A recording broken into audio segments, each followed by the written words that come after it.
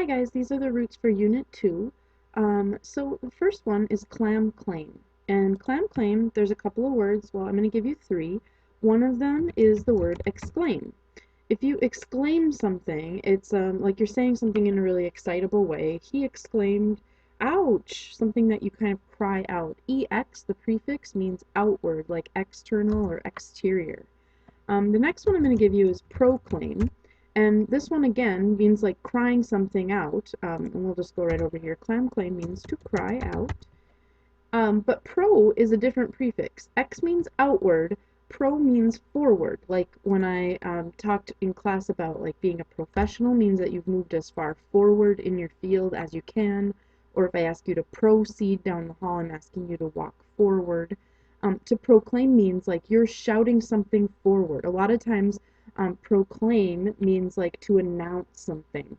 The noun form of both of those, I'm going to write them down, and you don't have to if you don't want to, but proclamation is like a synonym for an announcement, and then exclamation is a synonym for something that someone cried out, like ouch, or hey, or wow, anything like that. And then the last word I'm going to give you is one that we've used when we've talked about classroom volume, and that is clamor.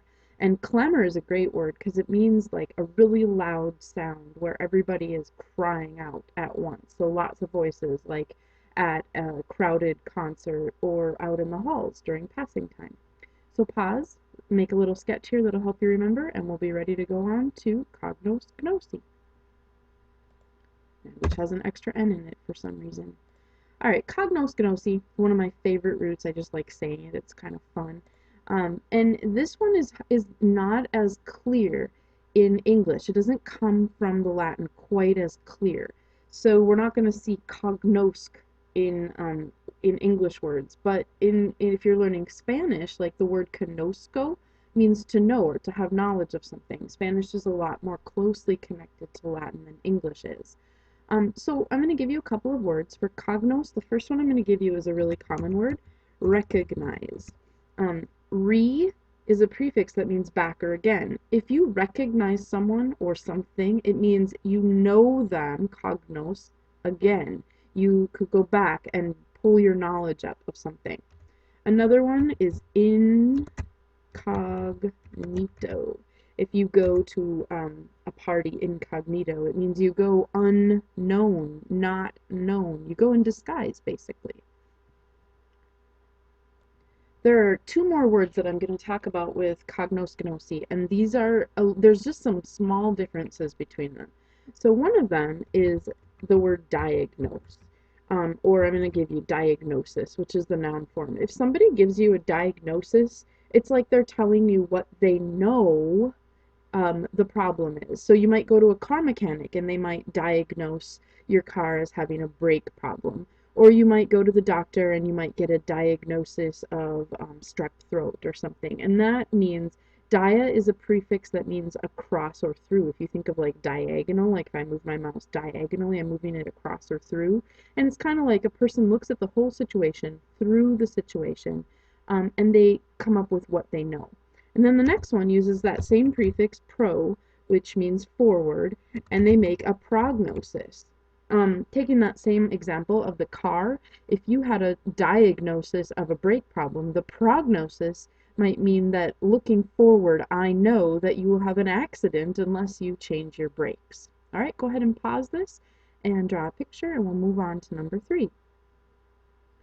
Number 3 shows up in English in 4 different ways, and it's cour, cord, card, and all of those things mean heart. Oops, I just realized in the last one I never wrote that cognosc, gnosi means no. Okay, so going back, cour, cord, card means heart, and some of the words that we've used are courage. If you have a lot of courage, you have a lot of heart. And then if you put a prefix en, which means into, if you encourage someone, you are kind of like adding heart to them. You're giving them heart. And then dis means the opposite of. So if you discourage someone, it's like you're taking away their heart.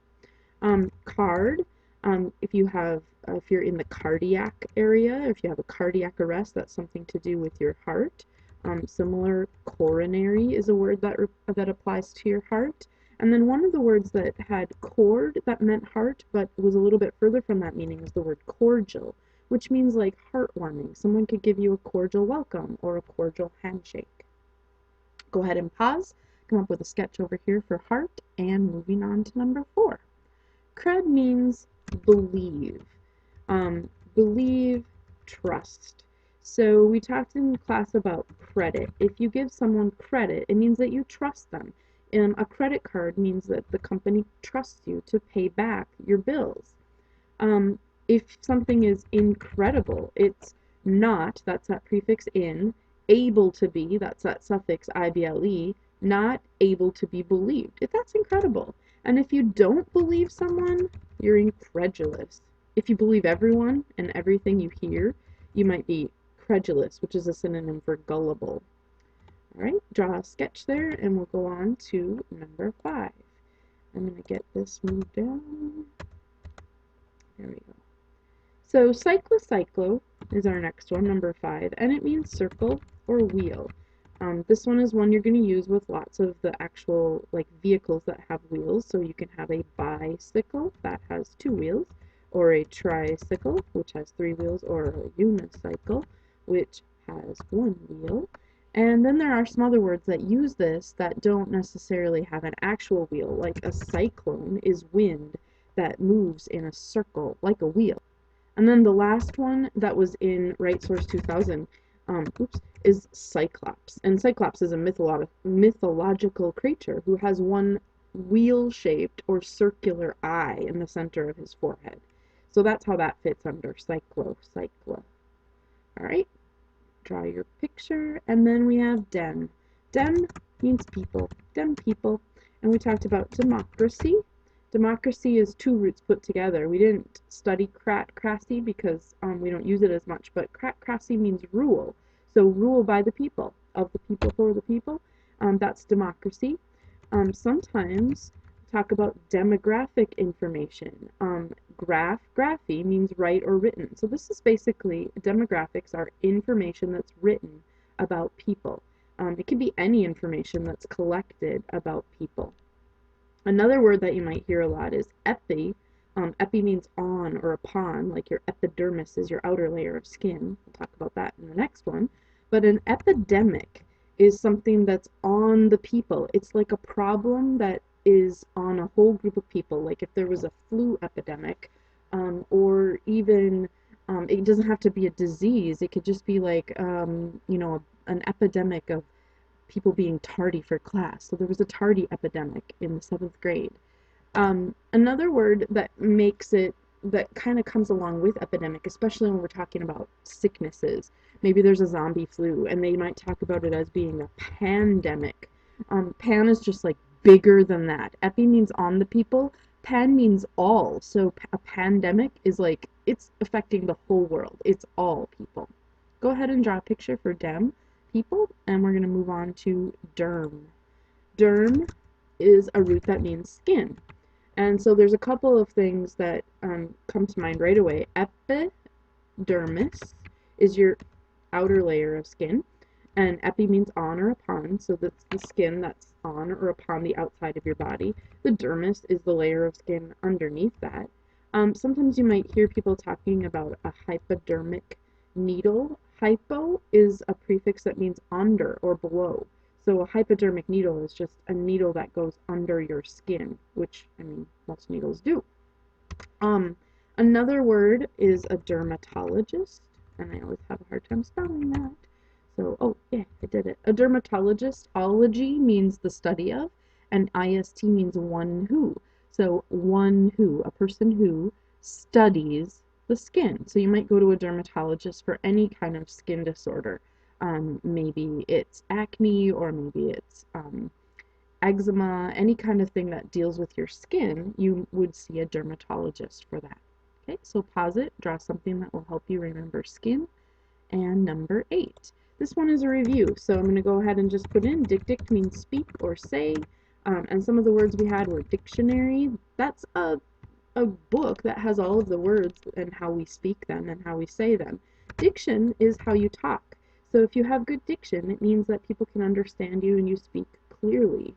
We can talk about other words that have this, they get a little bit further, but like predict. If you make a prediction, pre means before, so you're speaking what's going to happen before it happens.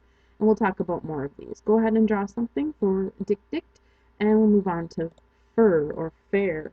Um, fair means to bear, as in like to hold something up, not like a bear like rawr, but like to bear, to hold it up, or to carry.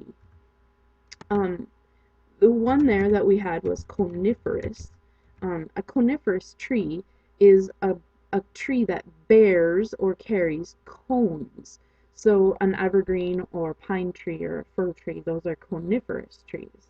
Another one that's kind of helps me remember this is a ferry. It's a thing that carries you across a river. And then there were some other ones, fertile. If soil in your garden is fertile, it means that it will bear fruit. It will bear, I guess, produce. And then there's some other ones that are a little bit harder, like refer or defer. Those are a little bit further from the meaning of to carry, but we might talk about that a little bit in class. Over here, draw your picture of carry, and we'll move on to our very last root, fid, fi, better.